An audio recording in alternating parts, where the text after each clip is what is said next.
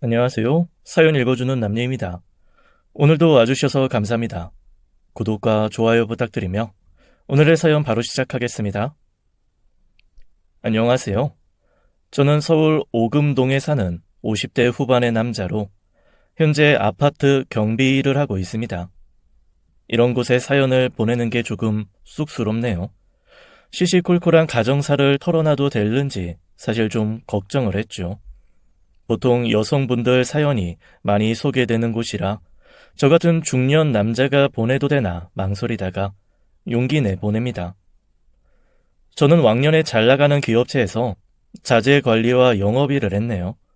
통상 자재 관리와 영업은 팀을 나누어 다른 인원이 배치되는 게 원칙인데 분명 하는 일이 다른데 어쩌다 자재 관리와 영업을 동시에 하게 되는지 모르겠지만 저는 두 부서의 일을 병행하고 있었습니다. 자재 관리를 하다 보면 납품처 관리도 하게 되고 납품처 관리를 하면서 영업까지 이어지는 경우가 잦다 보니까 그렇게 된 건지 정확한 이유는 알 수 없지만요. 제가 다닌 곳은 주로 건설 현장에 사용되는 자재를 생산하는 회사였습니다. 철근 골재부터 석고 합판, 각재, 시멘트, 모래 등 설비 토목 건축을 아우르는 전방위 건설 원자재 생산 업체로서 대학을 졸업하고 들어간 저의 첫 직장이었습니다. 지금은 비록 변두리 동네 허름한 아파트 경비지만 말이에요. 그렇다고 해서 제가 지금 하는 일을 하찮게 여긴다거나 경비직을 별 볼 일 없는 직업으로 생각하는 건 절대 아닙니다. 저는 그 당시 자재 관리로 받는 고정 월급과 영업집을 경한 인센티브를 덤으로 챙길 수 있어서 매달 쏠쏠하게 벌어오는 편이었어요. 그래도 마누라쟁이는 늘 돈벌이가 시원치 않다고 잔소리를 해댔지만 말이죠. 우리 부부의 수입 중 가장 큰 지출은 단연 딸아이의 교육비였습니다. 대한민국 어느 가정이나 그때나 지금이나 아이들 사교육비는 헛소리 날 만큼 부담일 거예요.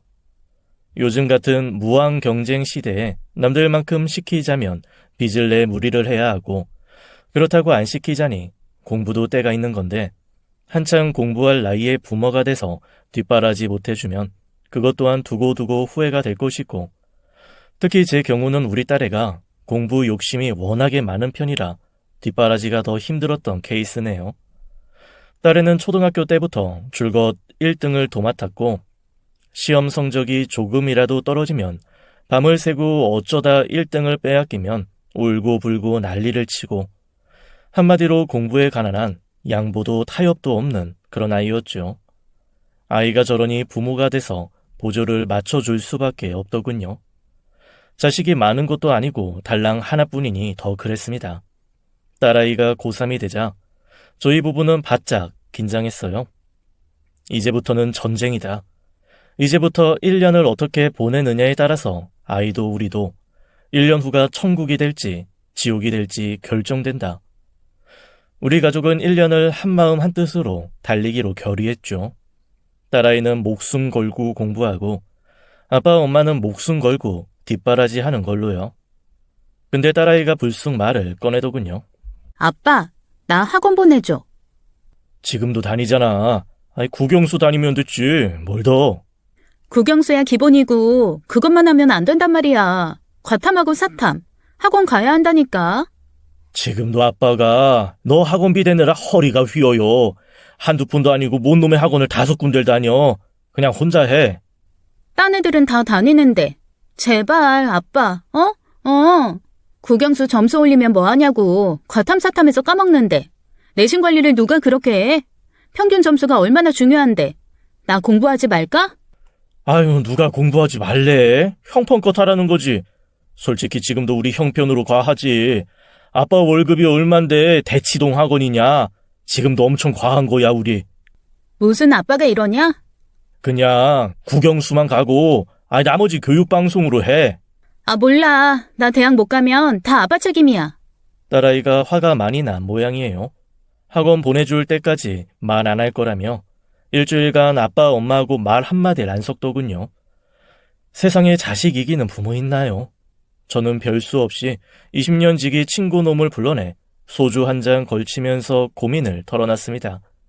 중학교, 고등학교를 같이 다니고 쌍둥이처럼 붙어 다녔던 불알 친구였죠. 저보다 먼저 결혼한 친구는 아들을 서울대 보내고 군대까지 보냈으니 내심 부럽더군요. 우리 희수가 학원을 3군데나 다니는데 더 보내달래요. 요즘 그것 때문에 집안에 조용할 날이 없다. 보내줘.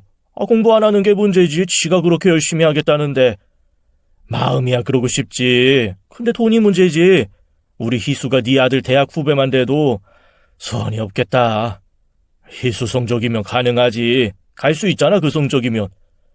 올 1년 어떻게 하느냐에 달렸지. 학원을 또 보내자니 그 학원비를 어떻게 감당하고, 안 보내자니 저러다 애 성적 떨어질까 걱정이고. 이러지도 저러지도 못해 내가. 하긴 요즘 사교육비 장난 아니지. 우리 애는 학원 대신 과외로 승부 본 케이스야.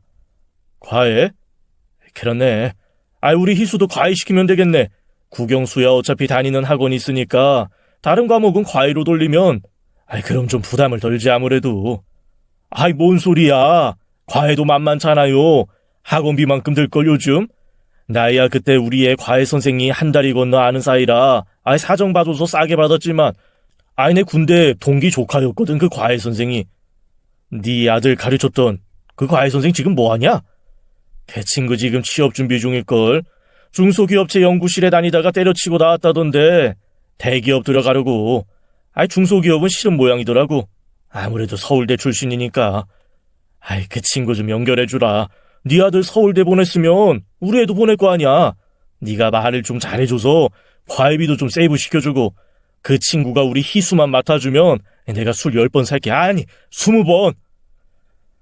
제가 사정하며 거듭 부탁했더니 친구놈이 중간에서 말을 잘해준 덕분에 저는 비교적 저렴한 돈으로 과외 선생을 드릴 수 있었고, 그 친구는 바로 과외하러 저희 집에 왔습니다. 딸아이도 처음엔 학원 대신 과외라니까 싫다고 난리를 치다가 과외 선생이 서울대 출신이라니까 좋아라 하더군요. 이 얘기 많이 들었습니다. 친구 아들도 서울대 보낸 실력자시라고. 우리 희수 잘 부탁합니다.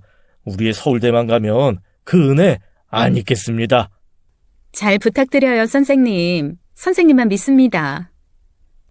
선생님 소리 안 하셔도 돼요. 그래야 제가 편하죠, 사모님. 그럼 나한테도 사모님 소린 안 하면 좋겠는데. 그래야 저도 편하죠. 그럼 희수 어머님이라고 부르겠습니다. 뭐라고 부르셔도 상관없으니까 그저 우리 희수만 잘 부탁드려요. 과외 선생과의 첫 만남은 화기애애했습니다. 아무래도 딸아이를 맡기다 보니 저희 부부는 심정적으로 을이 될 수밖에 없더군요. 일주일에 2번 선생님이 오는 날이면 우리 집 식탁은 풍성했습니다. 한우 불고기에 전복 미역국, 제가 가끔 생각나서 해달라고 하면 대충 라면이나 끓여 먹지 성가시게 군다며 면박을 줬던 잡채까지 한 상 떡 벌어지게 차려내더군요. 과외비도 남들보다 적게 받는데 그 정도는 대접해야 한다고 생각했거든요. 딸아이는 과외 선생이 리드하는 대로 잘 따라갔습니다. 전교 1등이야 늘 하던 거고 이젠 전국권에서도 성적이 눈에 띄게 오르더군요. 과외 선생이 동기부여를 위해 자기 모교인 서울대에 딸애를 데리고 가자 딸아이는 흥분했었죠. 무슨 일이 있어도 서울대에 가겠다며 의지를 다지고 입만 열면 과외쌤이 어쩌고 저쩌고. 과외 선생이 가르칠 땐 엄한 호랑이 선생이지만 사적인 자리에선 다정한 오빠처럼 군이 딸아이가 빠져들 밖에요. 생긴 것도 남자답고 키도 크고 몸도 좋고 성격도 좋다 보니 딸애가 그 친구를 이성으로 생각하는 것 같았죠. 그즈음 회사에서 적지 않은 인센티브를 걸고 지방 근무 희망자를 모집했습니다. 청주 지점에 내려가 1년간 근무할 직원한테 매달 월급 외에 상여금이 지급된다는 말에 저는 바로 지원했죠. 이제 과외비까지 대야 하니 망설일 이유가 없더군요. 서울집은 내가 없어도 별 문제 없으려니 했습니다. 딸애도 아래서 공부 잘하고 마누라야 딸아이 뒷바라지에 정신없으니 제가 있으나 없으나 큰 차이 없을 테고 말입니다. 아내는 딸아이가 고등학교에 진학하고부터 다니던 보험회사를 때려치고 전업주부로 들어앉아 아이 뒷바라지만 했습니다. 그때부터 저 혼자 외벌이를 하자니 힘들긴 했네요. 하지만 엄마가 집에 있으니까 아이가 안정감이 있어 하길래 저는 나름 만족했습니다. 가족들한테 이별을 고하고 저는 청주로 내려가 회사 근처의 고시텔에 들어가 생활했습니다. 청주 지역 건설 현장을 돌며 자재 납품, 거래처 관리, 신규 거래처 확보 등 몸이 부서지라 일하면서 하루 평균 5만 보를 걸을 때도 있었으니 참 무지막지하게 앞만 보고 달렸네요. 운동화 한 켤레 사면 얼마 신지도 못했으니까요. 그렇게 주말 부부로 기러기 아빠가 되어 생활하다가 처음엔 주말마다 상경에 가족들과 일주일 동안 떨어져 지낸 회포를 풀고 서로의 안부를 챙겨왔습니다. 헌데 언제부턴가 일주일이 한 달이 되고 한 달이 두 달이 되더군요. 언제부턴가 마누라가 딸애가 모의고사 기간이라 예민하니 다음에 오라는 둥 이런저런 핑계로 못 오게 한 탓이었죠. 한 번은 불쑥 찾아갔더니 집에 아무도 없더군요. 텅 빈 집에서 혼자 처량맞게 라면을 끓여 먹고 있는데 외출해서 돌아온 애 엄마가 도어락을 누르고 들어오더군요. 손에는 백화점 쇼핑백을 주렁주렁 들고서 말이죠. 갑작스러운 저의 출연에 애엄마는 어지간히 놀란 눈치더군요. 당신 왜 왔어? 왜 오다니? 아니 내 집에 내가 오는데 그게 무슨 소리야? 아니, 내 말은 말도 없이 무슨 일이냐는 거지. 2달 만에 왔는데 안 반갑나 보네. 그리고 어떻게 집에 밥도 안 해놓냐? 아, 맞다. 밥이 없지? 어제 희수랑 외식해서 밥을 안 했어. 그때 제 눈에 아내의 화려한 옷차림이 들어오더군요. 근데 당신 옷이 그게 뭐냐? 애들처럼 대학생이야? 그러지 말어. 나도 마음은 청춘이야. 누가 처음부터 아줌마인 사람 있나? 당신은 내가 몸빼 입고 퍼질 대로 퍼져서 아줌마 티 팍팍 내면 좋겠어? 누가 몸빼 입으래? 나이에 맞게 입으라는 거지. 그전에 그렇지 않더니 왜 이렇게 변했어? 내가 집에 없는 사이 많이 변했네 당신. 옷차림만 보면 과외선생 또래로 보겠다. 그 말에 아내가 반색을 하더군요. 그래? 정말 내가 미스터 오 또래로 보여? 어머머머, 그 또래로 보이면 나야 땡큐지. 미스터 오? 과외선생을 왜 그렇게 불러? 왜긴 왜야. 오씨니까 미스터 오지. 그럼 미스터 김이라고 부를까? 그냥 선생님 하고만 될걸. 그건 너무 사무적이잖아. 학교도 아닌데. 사무적이 아니건 또 뭐냐? 그 친구야 돈 받고 가르치는 거고 우린 돈 주고 배우고 희수 대학만 가면 2번 볼 일 없는데. 당신은 왜 그렇게 매정하냐, 사람이. 1년 동안 매주 2번씩 얼굴 보고 같이 저녁 먹고 가족이나 마찬가지지. 근데 그 손에 그건 뭐야? 쇼핑했어? 옷 하나 샀어. 남자 가디건. 잘 됐네. 안 그래도 하나 필요했는데. 줘봐, 입어보게. 당신 거 아니야. 당신이 이런 게 어울리기나 해. 미스터 오 거야. 우리 희수 잘 가르치니까 고마워서. 명품 같은데? 맞지 그거? 물 건너온 거. 보는 눈은 있어갖고.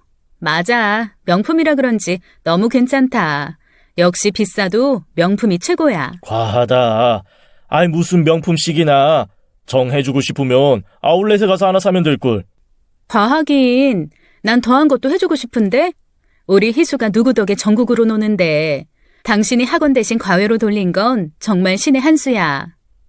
평소 씀씀이에 비해 과하다 싶었지만 이해하려고 들면 이해가 안 되는 것도 아니었습니다.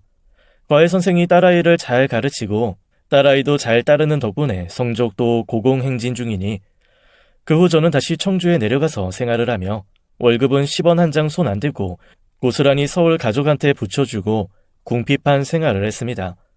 한 번은 식당 밥을 잘못 먹었는지 된통 장염에 걸려 고생한 적이 있었네요.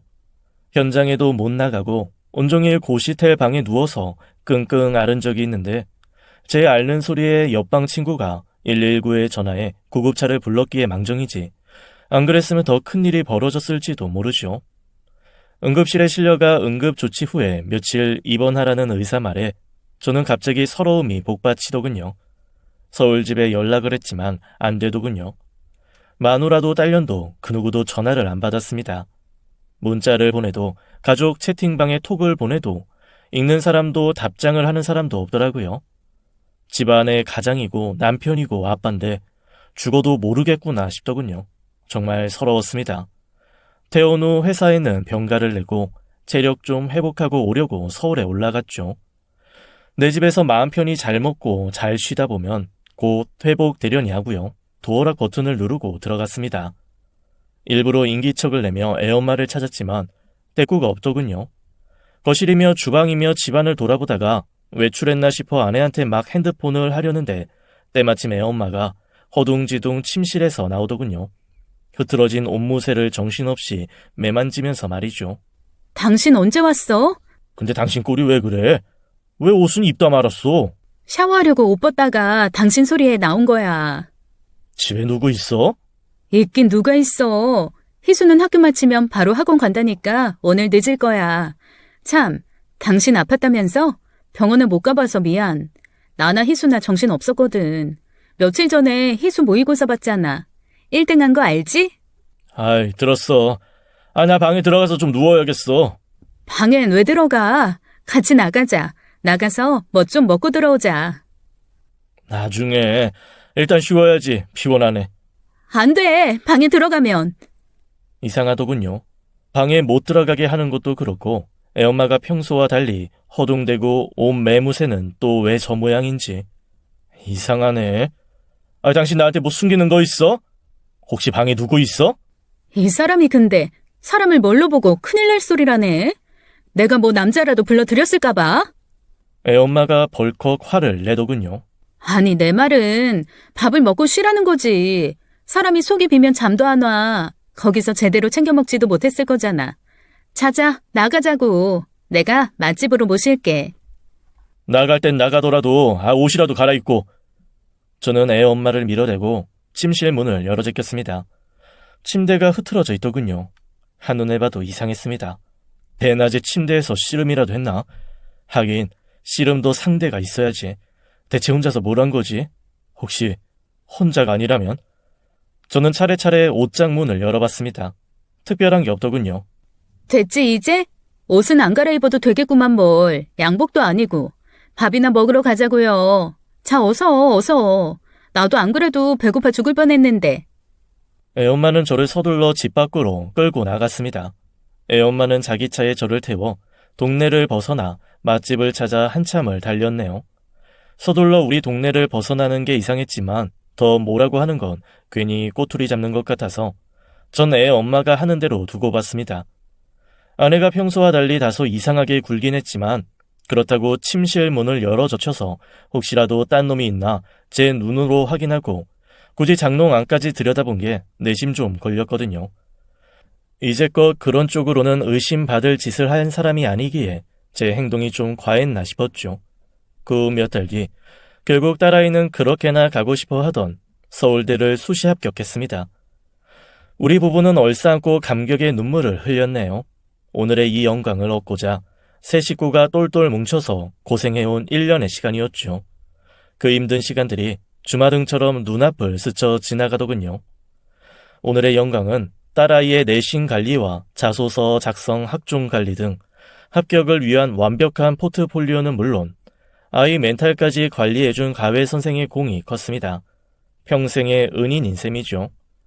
딸아이가 대학 수시 합격증을 손에 쥐었으니 이제 과외 선생이 우리 집에 올 일도 없고 해서 저는 그 친구를 불러내 두둑한 사례비를 건넸습니다. 기분이 좋아서 그런지 그날 밤 저는 오랜만에 마누라하고 관계를 갖고는 다시 청주로 내려가 일상으로 돌아갔죠. 헌데 얼마지 않아 딸아이가 전화로 알려주더군요. 엄마가 임신했다고. 이게 무슨 소린가 싶더군요. 그 나이에 임신이라니. 아니 임신이 가능하기나 한 건가. 남편인 내가 여기 있는데 우리가 떨어져 지낸 시간이 얼만데 그때 문득 떠오른 게 있더군요. 딸아이의 대학 합격 소식을 들은 그날 밤 피임도 안 하고 관계를 가졌던 게 그렇다고 그 한 방에 임신이라 내가 그렇게 정력이 좋은가? 이 나이에? 하하 헛웃음이 나더군요. 애 엄마한테 확인 전화를 했더니 임신이 맞더군요. 이미 병원에서 확인했다면서요. 생각지도 못한 늦둥이 소식에 우리 부부는 어리둥절했지만 그것도 잠깐 기쁜 마음이 더 컸습니다. 이제 곧 대학생이 될 딸아이는 이왕 낳아줄 거면 진작 낳아주지 동생하고 20살 차이가 뭐냐고 툴툴대면서도 좋아했습니다. 그렇게 별탈 없는 일상 속에서 딸아이는 어느새 대학 새내기가 되어 이제 막 성인이 된 기쁨을 누리며 남자친구를 사귀겠노라 아빠 엄마한테 공표를 하더군요.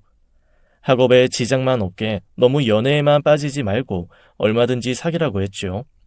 헌데 얼마 안 가서 딸애가 엉엉 울면서 전화를 했더군요. 좋아하는 남자한테 고백을 했다 차였다면서 사귀자고 했더니 단칼에 싫다면서 2번 다시 연락도 하지 말고 찾아오지도 말라고 했다나 뭐라나. 이런 나쁜 놈을 봤나. 대체 얼마나 잘난 놈이길래 우리 딸을 마다해. 서울대생의 얼굴도 그만하면 귀염상이고 얼마나 밝고 착한 아인데. 대체 어떤 놈이냐고. 아빠가 당장 서울에 올라가서 그놈 가만 안 두겠다고 하자 딸애가 울먹이면서 그러더군요. 그 남자는 다름 아닌 과외 선생이라고. 딸아이가 제 딴에는 처음부터 호감을 갖고 있었는데 일단 입시가 중요하니 대학에 붙고 보자 해서 좋아하는 마음을 애써 눌렀던 모양이더군요. 이제 원하는 대학에 들어갔으니 마음을 고백했지만 그 자리에서 거절당한 거죠. 저는 주말에 서울로 올라가 과외 선생을 불러냈습니다. 그 친구는 저와의 만남을 몹시 불편해하더군요. 희수한테 얘기 들었어요. 선생님이 우리의 고백 거절했다고. 죄송합니다. 아니 죄송할 일은 아니고 누가 사과 듣자고 이러나 그냥 선생님 마음을 확실히 알고 싶어서 만나자고 한 거예요. 정말 우리 희수하고 만나볼 생각 없는 건가 해서. 물론 나이 차가 좀 나지만 요즘 그런 게 문제는 아니니까. 혹시 누구 사귀는 사람 있어요? 결혼을 전제로 교제하는 여자친구가 있습니다. 그랬구나. 하긴 그럴 나이지. 결혼은 언제 할 건데? 곧이요. 날 잡으면 청첩장이나 하나 보내줘요. 아니 내가 신세 진 것도 있는데 결혼 선물 하나 해야지. 그렇게 과외 선생을 만나고 돌아온 날 딸아이는 짝사랑해온 남자가 여자친구가 있다는 소식에 엉엉 울더군요. 그런 걸 보면 몸만 어른이지 아직 속은 영락 없는 어린애라니까요. 그렇게 한바탕 울고 나면 마음 추스르겠지. 그리고 또래 남자애랑 미팅을 하든 소개팅을 하든 해서 마음에 드는 놈 만나게 되겠지. 저는 그렇게 생각하고 상황을 심각하게 받아들이지 않았죠. 오히려 심각해하는 건 애엄마였습니다.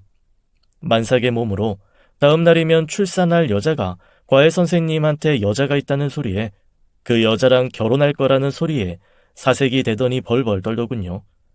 애엄마는 저한테 정말이냐고 그 친구한테 직접 들은 게 맞냐며 몇 번이나 되묻더니 그 무거운 몸으로 저와 딸아이의 만류에도 불구하고 과외 선생을 만나봐야겠다며 집을 나섰습니다.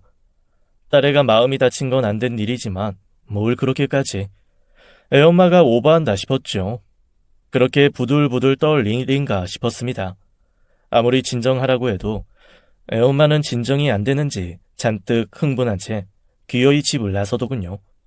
직접 운전대를 잡고 차를 몰아갈 기세길래 저는 차라리 내가 운전해 주겠다며 애엄마를 태우고 출발했습니다. 다음 달이 출산인데 저러다 잘못되면 어쩌려고 저러나 걱정이 되더군요. 그 사이에 애엄마는 과외 선생과 약속 장소를 잡았고 저는 그곳으로 차를 몰아가 결국 약속 장소 앞에서 차를 세웠습니다. 조용한 카페더군요. 무거운 몸으로 뒤뚱거리며 보조석에서 내려서는 애엄마 뒤를 이어 운전석에서 저도 따라 내리자 애엄마가 저를 막아섰습니다. 당신은 여기서 기다리고 있어. 절대 들어오지 마. 왜? 아이 당신 혼자 들어가서 뭔 얘기를 하려고. 할 말만 하고 바로 일어설 거야. 괜히 둘이 가면 좀 그렇잖아. 당신도 불러내서 한 소리 했다며. 그러니까 내가 했으니까 당신은 하지 말아야지. 이게 뭐냐? 사람꼴 우습게. 모르면 좀 가만히 있어. 애엄마가 벌컥 화를 내더군요. 적당히 해. 과외 선생이 우리를 어떻게 생각하겠어? 부부가 돌아가면서 불러내고 따지고. 야, 솔직히 이게 따질 일인가? 암튼 들어오지 말고 여기서 기다리라고. 내가 해결할 일이니까. 그러니까 뭘 해결한다는 거야? 우리 희수가 그쪽 좋다 그러는데 넌 왜 안 좋아하냐? 둘이 진지하게 만나봐라. 우리 희수 마음 아프게 하지 마라. 걔 고백 받아줘라. 뭐 그렇게 말할 거야? 희수가 그 친구 좋아하는 게 우리 희수 마음이듯 거절하는 건 또 그 친구 마음이지. 누가 뭐래? 나도 아니까 훈장질 좀 그만해. 절대 들어오지 마. 당신 괜히 따라 들어오면 나 정말 화낸다. 그래, 알았어. 안 들어갈 테니까 살살해. 제발 너무 뭐라 그러지 말라고. 저는 아내를 약속 장소인 카페로 들여보내고는 다시 운전석에 앉아 지켜봤습니다. 곧 일각에서 나타난 과외 선생이 카페 안으로 들어가 애엄마가 앉은 자리를 찾아가 앞에 앉더군요. 카페 쇼윈도로 보여지는 애 엄마와 과외 선생의 모습을 저는 한참이나 지켜봤습니다. 애 엄마가 얼굴이 벌개져서 과외 선생한테 뭔가 따지고 그 친구는 묵묵부답으로 일관하고, 그러다가 다시 애 엄마가 조곤조곤 뭔가를 설명하고 사정하고, 결국 한마디도 안 하던 과외 선생한테 폭발한 애 엄마가 테이블에 놓인 물잔을 들어 그 친구 얼굴에 확 부어버리더군요. 졸지에 물벼락을 맞고 그대로 굳어버리는 과외 선생을 확인하고는 저는 눈이 벌어져 재빨리 차에서 내려 카페 안으로 들어갔습니다. 대체 왜 그래? 이 사람이, 당신 미쳤어? 저는 아내의 손을 낚아채고 빈 물잔을 뺏어서 테이블에 내려놓았습니다. 당신은 빠져. 빠지긴 뭘 빠져? 당신 지금 제정신이야? 이게 무슨 짓이야? 내가 지금 제정신일 수가 없지. 이런 상황에서 어떻게 제정신일 수가 있니? 이러는 게 희수를 위하는 게 아니에요, 이 사람아. 아무리 당신 딸이 마음에 상처를 입었기로서니 이게 무슨 짓이야? 이 친구도 집안에서 귀한 아들이야. 왜 말로 하지 물잔을 끼얹어? 모르면 가만히 있으라고. 모르긴 뭘 몰라. 일어나세요, 선생님. 오늘 일은 내가 나중에 다시 정식으로 사과할 테니까 그만 들어가세요. 저는 서둘러 과외 선생을 일으켜 세워 카페 밖으로 등을 떠밀었습니다. 그 친구가 가고 나서도 아내는 한동안 분을 못 사귀고 씩씩대더군요. 어떻게 사귀는 여자가 있을 수가 있어? 그게 말이 돼? 말이 되냐고. 조용히 해, 이 사람아. 사람들 쳐다봐. 왜 이래 정말. 당신 꼴이 지금 얼마나 무서운지 알아? 그딴 거 나 몰라. 짜증나. 이제 어떡해. 이제 어떡하냐고. 뭘 어떡해. 우리 희수 좋다는 놈 만나서 알콩달콩 연애하면 되지. 사실 이제 막 20살짜리가 30살짜리하고 사귀는 게 말이 되냐. 잘 됐지 뭘 그래. 왜 이렇게 일이 꼬여. 짜증나. 아내의 도에 지나친 반응이 의아했지만 전 이런 게 모정인가 싶었죠. 딸아이 문제라니까 물불 안 가리는 거. 딸아이가 짝사랑에 실패하고 마음을 거절당하고 태어나서 처음으로 남자한테 차이고 돌아와 펑펑 우는 모습에 이성을 잃고 따지고 드는 게 엄마들인가 싶었습니다. 그리고 그날 밤 문제가 생기고 말았죠. 낮에 한바탕 난리를 친 탓인지 아내가 갑자기 산통을 호소하며 출산 기미가 보이는 게 아니겠습니까? 예정일은 아직 2달이나 남았는데 양수가 터지자 더는 지체할 수 없어 저는 119를 불러 아내를 싣고 근처 산부인과로 갔습니다. 그리고 길고 긴 상고 속에 자연분만으로 아들을 품에 안았네요. 분만실에 불려가 아들의 탯줄을 직접 자르고 응애응애 힘차게 울어대는 핏덩이를 품에 안고는 왜 이리 눈물이 나던지. 내 팔자에 아들은 없나 싶었는데 친구 놈들이 아들 자랑하는 걸 볼 때면 내심 부러워 죽겠는데 아닌 척 하느라 힘들었거든요. 이젠 나도 아들 있다. 아싸. 동네 사람들 여기 내 아들 얼굴 좀 보소. 잘나지 않았나요? 동네방네 소리치고 싶은 걸 간신히 참았죠.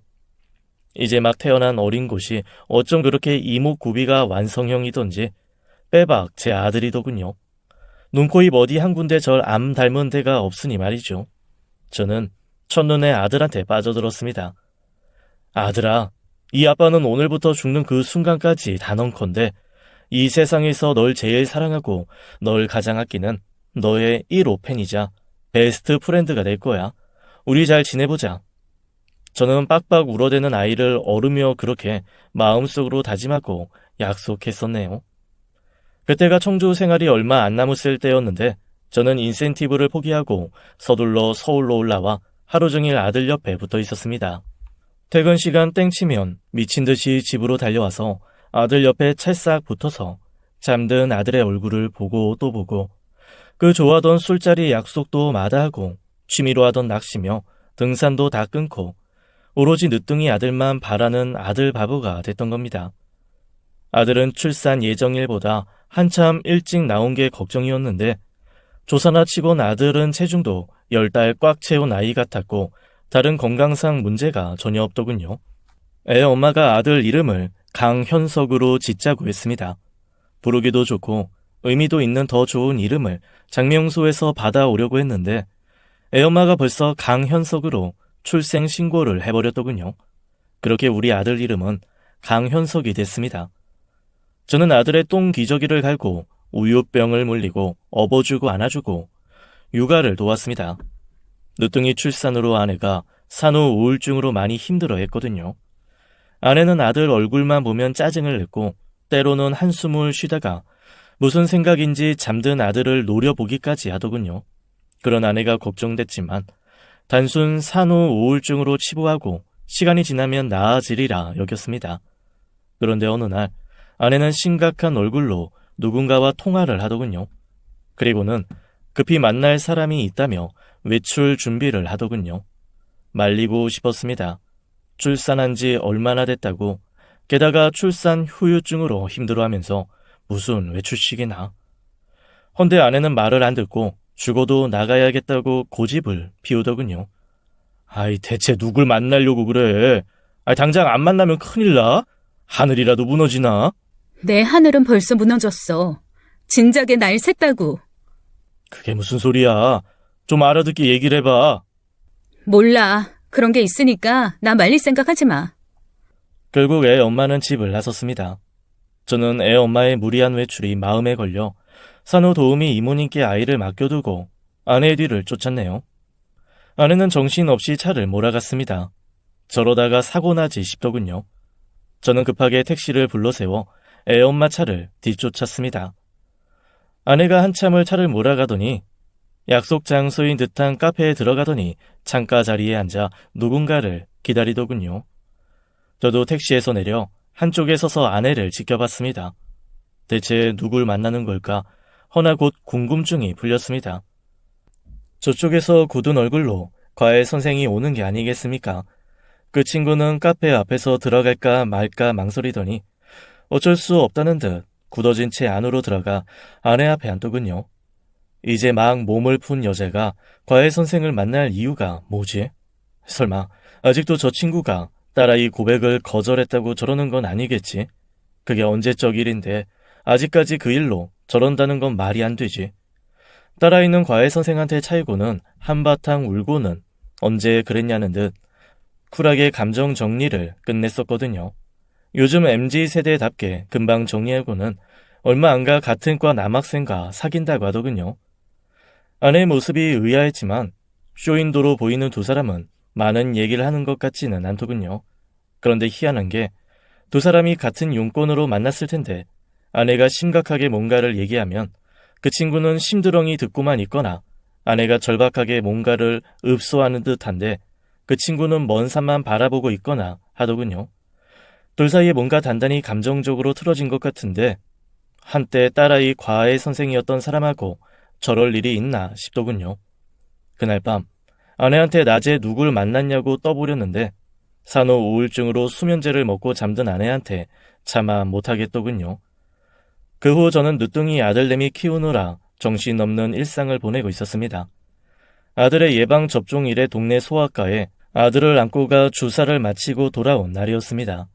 젊은 애 엄마들 사이에서 늙은 애 아빠가 늦둥이 아들을 안고 있으니 다들 저를 보고 웃더군요. 간호사들이 우리 아들을 바로 알아봤습니다. 동네에 하나뿐인 소아과니 애 엄마가 그 병원 단골이 모양이었죠. 우리 현석이 왔어? 오늘 예방접종하는 날이죠? 보호자 이름은 박현정, 맞죠? 네. 근데 우리 아들 이름을 다 기억하시네요. 당연히 기억하죠. 그때 어머니가 그러셨거든요.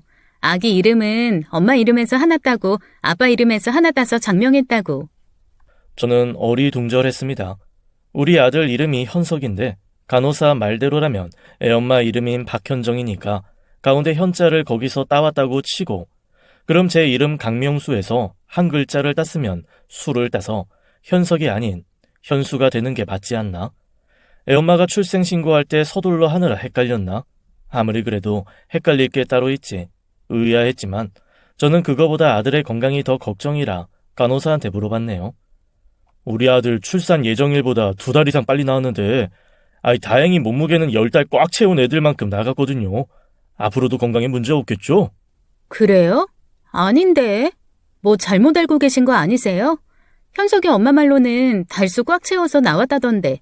제가 그렇게 들었거든요. 그럴 리가 없는데. 그럼 말이 안 되는데. 그런 건 엄마 쪽이 확실해요. 아빠들은 잘 헷갈리시거든요. 아닌데. 내가 분명히 날짜를 기억하는데 우리 큰애가 수시 합격했을 때니까. 아버님 말씀대로라면 아이가 8달 만에 나왔다는 건데, 에이, 아니에요. 현석이 키며 체중이며 8달 만에 이럴 수가 없어요. 정말입니까? 그럼요. 현석이는 달수 꽉 채운 애들 치고도 상위 1% 안에 드는데요. 찜찜한 소리를 듣고 와서 그런지 저는 아이를 다시 뜯어봤습니다. 그러고 보니 조사나 치곤 꽤나 우량하였습니다. 저는 애 엄마한테 아이의 임신 개월수, 출산일 등이 맞나 슬쩍 떠봤습니다. 애 엄마는 맞다며 발끈하더군요. 쓸데없는 거 물을 시간에 애나 잘 보라면서요. 길게 대화할 상태도 아니었죠. 애 엄마가 산후 우울증으로 힘들어할 테니까. 그 후 아내가 산후 우울증을 호소하며 살림도 육아도 손을 놓은 탓에 저는 하는 수 없이 회사에 육아 휴직을 신청했습니다. 이 나이에 육아 휴직이라니. 그래도 내 새끼는 내가 키운다는 마음으로 아이를 맡았네요. 애엄마는 날마다 누굴 만나는지 밖으로 나돌았고 저는 24시간 살림하랴 아이 보랴 정신이 없었죠. 근데 아이는 정말 한순간이더군요. 내내 잘 보다가 잠깐 한눈판 사이에 아이가 침대에서 굴러떨어져 이마가 찢어지는 사고를 당하고 만 것입니다. 저는 신발도 제대로 못 신고 정신없이 자지러지는 아이를 품에 안고 병원으로 달렸습니다. 응급실에서 외상으로는 이마 찢어진 것 외에 특별한 건 없는 것 같은데 문제는 아이가 놀랐는지 울음을 멈추지 않는 겁니다. 저는 너무 걱정돼서 다른 검사도 해달라고 했네요. 소아과 선생님이 호출되고 이것저것 검사가 진행됐습니다. 검사 결과 특별한 이상은 없다는 결과에 안도할 수 있었네요. 의사 선생님이 검사 결과지를 따로 신청하면 뽑아주겠노라고 하셔서 아이의 검사 결과지를 한 부 뽑아 들고 저는 제 눈을 의심했습니다. 아이는 모든 게 정상이지만 혈액형이 좀 이상했습니다. 아이가 A형이더라고요. 저와 애 엄마는 모두 B형이라 절대 A형이 나올 수 없는데 말이죠. 순간 눈앞이 아찔하더군요. 허나 저는 마음을 다독이고 의사 선생님한테 바로 확인했습니다. 뭐 일반적으로 나올 수 없죠. 학교 다닐 때 그렇게 배우셨을 거예요. 의학적으로도 그게 맞고요. 헌데 돌연변이라는 게 있어서 아주 불가능한 것도 아닙니다. 작은 확률이긴 하지만 돌연변이라면 충분히 가능한 일이라고. 이런 젠장. 왜 굳이 작은 확률을 따져야 하지? 큰 확률은 어쩌고. 큰 확률로는 나와선 안 되는, 아니 나올 수 없는 혈액형이라는 거잖아. 아이의 혈액형으로 한참 속이 시끄러울 때 때마침 친구놈이 간만에 술이나 한잔하자고 저를 불러내더군요. 저는 도우미 이모님한테 아이를 맡기고 잠시 외출을 했습니다. 저는 제 일을 마치 제 3자의 일처럼 삥 돌려서 친구놈한테 물었네요. 내 지인 중에 늦게 애를 낳았는데 그 애가 자기랑 와이프 사이에서 나올 수 없는 혈액형이더래. 그래? 그럼 마누라가 바람 폈나 보지. 그렇게 쉽게 단정 지을 건 아니고 그 혈액이 돌연변이로 나올 가능성이 있대요. 돌연변이가 나올 확률이 얼마나 되겠냐? 돌연변이가 아닐 가능성이 더 큰 거 아니야? 왜 더 큰 가능성을 두고 희박한 가능성에 위안을 얻으려고 할까? 친구놈은 제가 했던 생각을 그대로 말하더군요. 빼박이네. 그 와이프 바람난 거야. 하긴 임신 개월수부터 애 이름까지 뭐 하나 석연치 않은 게 없었지. 더 거슬러 올라가면 1년 전 그때 청주에서 갑자기 집에 왔을 때 애 엄마의 이상한 태도까지. 내 지인이 잠깐 지방으로 출장을 갔다가 갑자기 집에 들어닥쳤더니 마누라가 꼭 다른 놈이랑 그 짓 하다 나온 것처럼 침실에서 옷이 풀어헤쳐져서는 허둥지 좀 나오더래. 그럴 땐 현관문 앞에 남자 구두가 놓였는지부터 확인해야지. 없었대. 하긴 뭐 그거야 하수들이 나는 짓이지. 그럼 바로 침실을 확인했었어야지. 했다더라고. 장롱문까지 열어서 안에 들여다봤대. 아무도 없었대. 이 사람아, 그게 다가 아니지. 에어컨 쓰레기 거치대. 거길 가봤어야지. 거기 쥐새끼 마냥 숨어 있거나 심하게는 난간에 매달려 있는 놈들도 있어요. 왜 뉴스에서 못 봤어? 거길 매달려 있다가 추락사당한 불륜 남녀들. 저는 머리를 한 대 얻어맞은 것 같았습니다. 지방 근무 중에 말도 없이 갑자기 집에 들이닥쳤을 때 애엄마가 흐트러진 매무새로 다급히 침실에서 나온 것, 현관에 낯선 남자의 구두가 있던 것도 아니었고 분명히 침실 문을 열어 확인하고 장롱까지 열어서 확인해봤지만 왠지 꺼림직했던 그날 그 분위기. 그때 아내의 불륜남은 친구 말 맞다나 에어컨 실외기에 매달려 있었던 걸까? 넌 그 지인한테 가서 말해줘. 돌연변이니 뭐니 하면서 나올 가능성 희박한 거에 매달리지 말고 그냥 바로 친자 검사해보라고. 맞는 말이었습니다. 찜찜한 마음을 가슴속에 품고 두고두고 의심하느니 차라리 확실히 하는 게 속 편하겠다 싶어 전 아이와 친자 관계 검사를 했습니다. 그리고 일주일 후 청천벽력 같은 결과지를 받아들였네요. 친자 관계, 불일치. 하늘이 무너지는 것 같았습니다. 아내를 향한 배신감과 원망으로 몸을 가눌 수 없을 지경이더군요. 그러고 보니 누뚱이 아들은 뜯어볼수록 절 닮은 구석이 한 군데도 없더군요. 대체 이 아이의 친부는 누굴까? 같이 놀아난 그 씹어먹어도 시원찮을 놈이 대체 누굴까? 그러고 보니 문득 떠오르는 사람이 하나 있었습니다. 애 엄마가 출산 후 회복도 덜 된 몸으로 가족들 모르게 은밀히 만났던 그 놈. 저는 과외 선생을 불러냈습니다. 놈은 갑작스런 호출에 어리둥절 나와 앉더군요. 갑자기 불러내서 미안해요. 아닙니다. 안 그래도 외출 중이라 바로 올 수 있었네요. 외출 중에 불러냈구나. 무슨 일로? 혹시 누구 만나고 있던 중에 호출한 건가? 그럼 내가 너무 미안한데. 아닙니다. 그런 거. 사실은 청첩장을 찾아오는 길이었어요. 저 날 잡았거든요. 오늘 청첩장 나오는 날이라 그거 받아오는 중이었습니다. 드디어 날 잡으셨구나. 축하해요. 나도 한 장 줘야지. 내가 축하 안 해주면 누가 축하해주나. 선생님 우리 집의 은인인데. 줘봐요 청첩장. 나도 참석해서 축하하게. 놈은 결혼식에 참석하겠다는 제 말에 영 내켜하지 않는 얼굴이더군요. 청첩장을 선뜻 주지 않고 미적거리는 걸 재차 재촉했네요. 한 장 달래도 우리 희수 대학 보내고 우리 마누라 기쁘게 해준 1등 공신인데 내가 가서 축하해줘야지. 그러자 마지못해 청첩장 한 장을 건네더군요. 한국 호텔. 와, 식도 좋은 데서 하는구나. 여기 가격 장난 아닌데 신부감이 좀 사는 집인가 보네요. 장인 어른이 로펌 대표십니다. 와, 장가 잘 가시네. 여자 제대로 잡으셨네요. 저는 청첩장을 보다가 신랑 이름 오민석에서 어떤 예감이 왔습니다. 누뚱이 아들놈 이름에도 석자가 들어가는 건 우연이 아닐 테죠. 그런데 선생님 이름에서 그 석자 말인데 한자로 뭘 쓰시나? 나 되게 궁금한데. 갑자기 그건 왜? 그냥 궁금해서 선생님처럼 훌륭한 사람은 이름부터 다르겠구나 싶어서. 서울대 보난 제자가 2명이나 되잖아. 그게 쉬운 일인가? 한자로 풀석자를 씁니다. 이름에 잘 안 쓰는 한자인데 할아버지가 고집하셔서요. 막연한 의구심이 확신으로 바뀌는 순간이었습니다. 누뚱이 출생신고할 때 아내는 저와는 상의도 없이 아들 이름을 현석이라고 올렸거든요. 현은 자기 이름에서 빛날 현자를 따오고 석은 풀석자를 써서 현석이라고 하면서, 그리고 소아과 간호사는 분명히 애 엄마가 자기 이름과 애 아빠 이름에서 한 글자씩 따서 아이 이름을 장명했노라라고 했었죠. 이제야 모든 게 확실해졌네요. 너였구나. 그래, 마누라가 널 따로 만날 때부터 이상했어.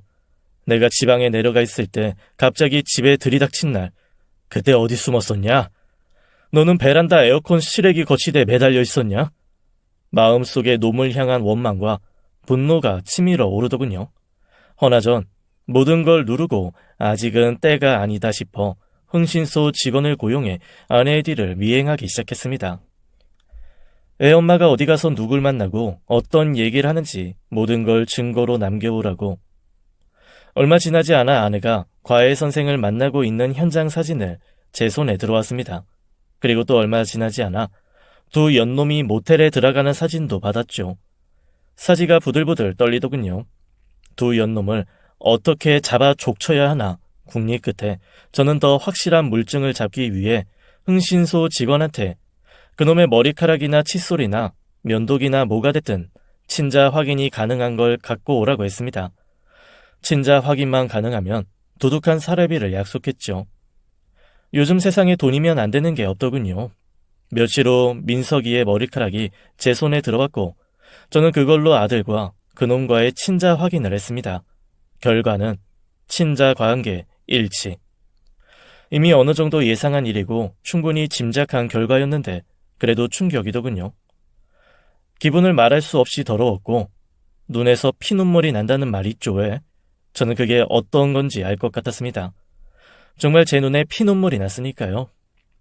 20년 넘게 한 이불 덮고 잔 마누라가 조카뻘 되는, 그것도 딸아이 과외 선생이랑 바람이 나서 아이까지 낳았으니 그걸 숨기고 끝까지 저를 기만하고 지들끼리 만나는 자리에선 저를 조롱했을 테죠. 멍청하게 아무것도 모른 채 속고 있다고. 누가 알까 두렵네요. 이런 개망신이 또 어디 있답니까? 우리 희수, 하나뿐인 내 새끼, 우리 희수가 알게 되면 또 어쩌죠? 저는 딸아이 때문이라도 두 연놈을 용서할 수 없었습니다. 그 중에서도 가장 괴로운 건 이제껏 내 자식인 줄 알고 물고 빨고 키운, 눈에 넣어도 안 아픈 내 새끼인 줄 알았던 늦둥이 아들. 그 아이가 그놈 씨라니까 도무지 역겨워서 아이 얼굴이 똑바로 봐지지가 않더군요. 배고프다고 아이가 칭얼대도 우유병 물리기도 싫고 똥기저귀가 불편해 숨 넘어갈 듯 울어도 갈아주기가 싫더군요. 저도 어쩔 수 없는 사람입니다. 저는 마지막 인내로 아무런 죄도 없는 핏덩이한테는 마지막까지 할 도리는 하자는 마음으로 그전까지 아이를 돌보고 딸아이한테는 학교 앞에 원룸을 얻어주었습니다. 아빠가 이제부터 중요한 일을 해야 하니까 당분간 거기서 생활하라고 일러뒀죠. 저는 만반의 준비 후 과외 선생의 결혼식 날 호텔 예식홀로 향했습니다. 왠지 아침부터 기분이 가라앉아 있는 아내를 다독여 같이 가자고 했네요. 1년을 우리 가족처럼 지내고 희수 대학 보낸 은인인데 같이 가서 축하해주자고 부추겨 아내를 데리고 늦둥이 아들놈을 품에 안고 문제의 결혼식장으로 향했습니다. 사돈 집이 빵빵하다더니 돈 처바른 5성급 호텔 예식홀은 으리번쩍했고 사돈집 하객들도 엄청나게 많더군요. 예식이 시작되고 신랑 신부를 소개하는 순서에 앞에 설치된 대형 스크린에는 신랑과 신부의 과거 사진이 빔 프로젝트에 쏘여져 보였습니다. 그들의 성장 과정과 만남까지의 러브 스토리가 잔잔한 배경 음악을 깔고 진행자의 나레이션으로 소개되는 시간이었죠. 그때 저는 하객으로 위장해 있는 흥신소 직원한테 눈짓을 보냈습니다. 다음 순간 대형 스크린에는 아내와 신랑인 과외 선생이 은밀히 만나고 있는 사진, 모텔에 들어가는 사진, 그리고 늦둥이 아들과 그놈과의 친자 확인 감정서가 떴습니다. 지금 화면으로 보시는 건 신랑 오민석과 제 아내 박현정의 불륜 사진이고 그 옆에는 그 둘 사이에 태어난 아이의 친자 감정서입니다. 참고로 오민석은 지난 1년간 고3인 제 딸아이의 과외 선생으로 입시 지도를 해주느라 저희 집에 들락였고요. 아마 두 사람이 그때 놀아난 모양입니다. 애도 그때 만들었고 우리 딸 가르치랴 애 엄마하고 배꼽 맞추랴 많이 바빴을 겁니다, 신랑이. 그런데도 시간을 내서 또 다른 여자랑 연애를 하고 결혼까지 하니 그 성실함에 박수를 보냅니다. 모두가 경악하는 그때 저는 퍽퍽 걸어 나가서 그놈 품에 아들을 넘겨줬습니다. 결혼 축하한다. 이거 내 결혼 선물. 받아라. 네 아들이다. 새 신부가 충격으로 그 자리에서 쓰러지더군요. 저는 파랗게 질린 신랑과 수군거리는 하객들을 응시하며 마지막 울분을 터뜨렸습니다. 저는 지난 1년간 힘들고 고된 지방 외근직을 자청했습니다. 한 푼이라도 더 벌어서 내 마누라, 내 자식 조금이라도 편하게 살게 하려고 기꺼이 희생하고 헌신했습니다. 헌데 돌아오는 건 배신과 상처뿐이네요. 뻐꾸기처럼 남의 둥지에 알을 낳고 가는 신랑 오민석, 그리고 남편의 희생을 우습게 여기고 다른 놈과 놀아난 제 아내 박현정, 말 그대로 환상의 커플이죠. 끝까지 저를 기만하고 예비 신부를 기만한 패급 쓰레기면서요. 죄 없는 신부님이 받을 충격과 고통은 가히 짐작되지만 오늘 이 자리에서 오민석과 박현정의 실체를 밝혀야 했기에 이렇게 나서게 된 겁니다. 저는 말을 끝내고는 다시 퍽퍽 걸어들어와 충격으로 바들바들 떠는 아내의 뺨을 매섭게 후려쳤습니다. 이혼 서류 처가로 보낼 거니까 가 있어! 그 후로 전 아내와 이혼을 했고 그놈한테 상감난 소송으로 배상을 받아냈습니다. 그놈은 결혼 파토나고 예비 장인한테 사기 결혼으로 고소당했다고 하네요. 로펌 대표 변호사니 오죽 잘 알아서 했을까 싶네요. 든든한 처가 더 고르고 고르고 골라서 장가 들려던 계산적인 행보가 들통난 겁니다. 권선징악, 사필규정 다 뿌린 대로 거두는 거죠. 그 후 딸아이는 엄마의 불륜을 알고 많이 힘들어했었죠. 믿었던 두 사람한테 받은 상처는 더 클 테고 그 배신감을 털어내기 힘들었을 겁니다. 해서 저는 서둘러 딸 아이를 유학 보냈고 그곳에서 더 큰 세상을 만나고 더 다양한 사람들과 교류하면서 한국에서의 일을 잊으라고 했네요. 다행히 아이는 유학 생활에 잘 적응했고 그곳에서 석사와 박사 과정까지 마치고 귀국해 강의를 하고 있네요. 아직 정교수는 아니지만 하나씩 커리어를 쌓다 보면 교수 임용이 될 날이 오겠죠. 제 작은 바람은 제게 엄마한테 치여 비혼주의를 고집한 딸 아이 마음이 바뀌어 성실하고 책임감 있는 남자를 만나서 결혼을 해서 아들, 딸 낳고 잘 살기 바랄 뿐입니다. 비록 엄마, 아빠는 결혼 생활에 실패하고 배신과 상처뿐인 관계를 정리했지만 그렇다고 자식이 결혼 자체를 부정하고 결혼을 안 하고 혼자 사는 걸 아빠가 돼서 보고 싶지는 않으니까요.